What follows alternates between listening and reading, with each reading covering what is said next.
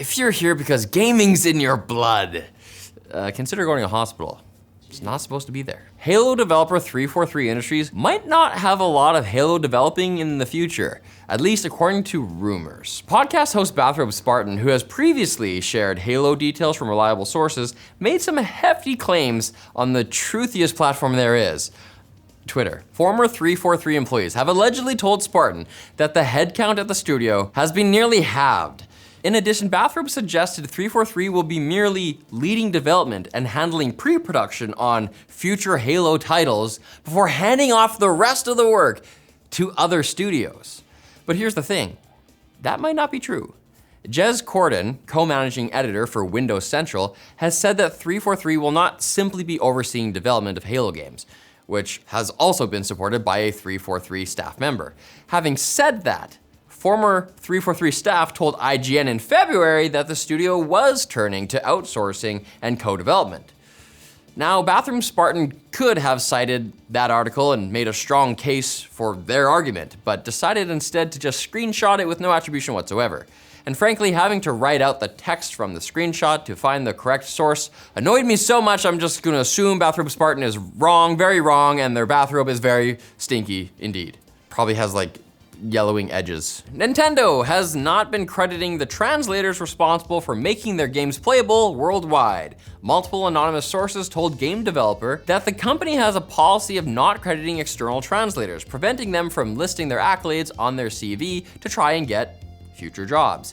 In fact, Nintendo makes these translators sign NDAs that prevent them from discussing their work for 10 years. We see you haven't done anything since 2010. You want to explain that? You can't. What trade secrets are you protecting? That hola means hello in Spanish? Wait until they find out about Dora the Explorer. Apparently Nintendo doesn't just limit this to external translators, as even in-house testers have been left uncredited. Unfortunately for translators, however, Nintendo isn't the only bad guy. These bad practices have been supported by the agencies that contract translators for companies like Nintendo. Translators can feel pressured to keep their mouths shut because they can get blacklisted for just speaking out, even if they do it in a language Nintendo doesn't understand, presumably. A nearly complete and playable build of Warhammer 40,000 Space Marine 2 has allegedly leaked. That is despicable. Where can I find it? For real though, we advise you not to try and download it because there's likely hidden malware. The leaked build seems to be from February, several months before developer Saber Interactive announced the game had gone gold.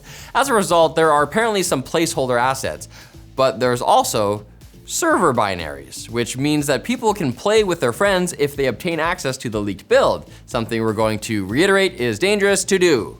This isn't the only recent game leak either. Details of an unannounced sequel to Aliens Fireteam Elite have appeared online after 1 terabyte of Disney's internal documents were hacked, with spoilers being posted all over sites like Reddit. But be careful looking into the leaked game details, because by doing so, you are opening yourself up to the very real danger of interacting with Redditors. 90 people die every year. Maybe instead, you should interact with our sponsor! UGREEN. Did you know wall chargers are liars sometimes? Like you plug in your laptop, but the battery goes down, the opposite of a charger's job? Thankfully, UGREEN's Nexode 100 watt charger delivers up to 100 watts of power, enough to make number go up on your laptop or Steam Deck. Need to charge multiple things? This portable power provider has 3 USB-C ports and 1 USB-A port, so you can juice multiple devices simultaneously. Check out the UGREEN Nexode 100 watt charger, the link in the description, to keep your devices ready for game time. Or work time. Your job is also probably important. Shh, quiet.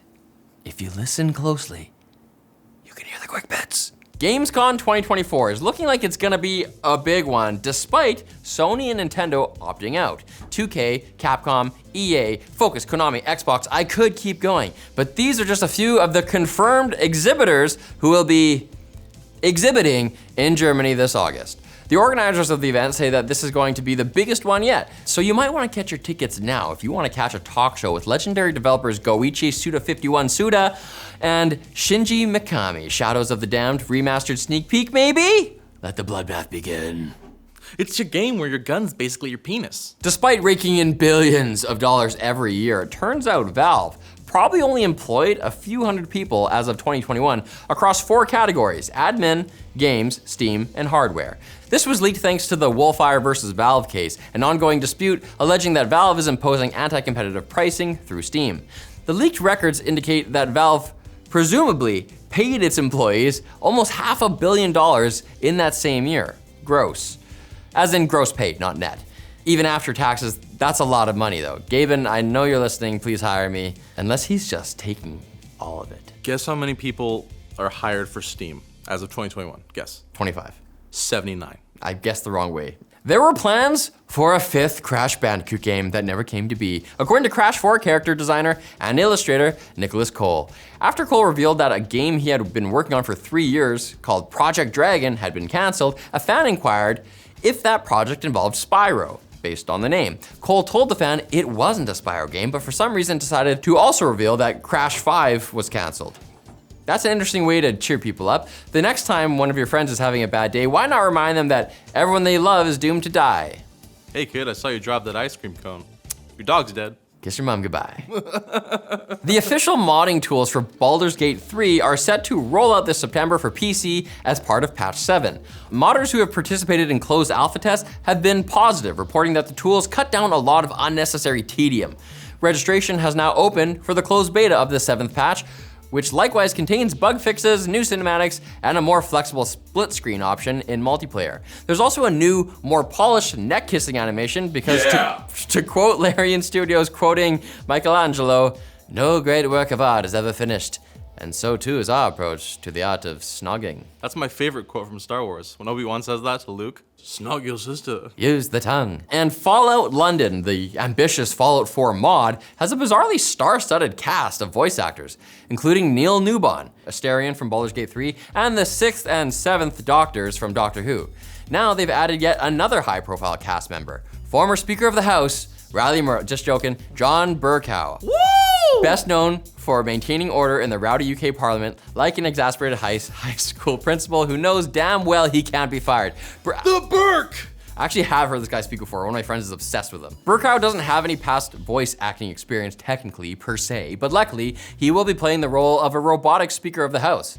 Just because this is the post-apocalypse doesn't mean we don't need order. Order! And I'm ordering you to come back on Thursday, brother, for more gaming news. Please. And I'm gonna kick your ass at WrestleMania 3. Say your prayers, eat your vitamins, come back for Game League.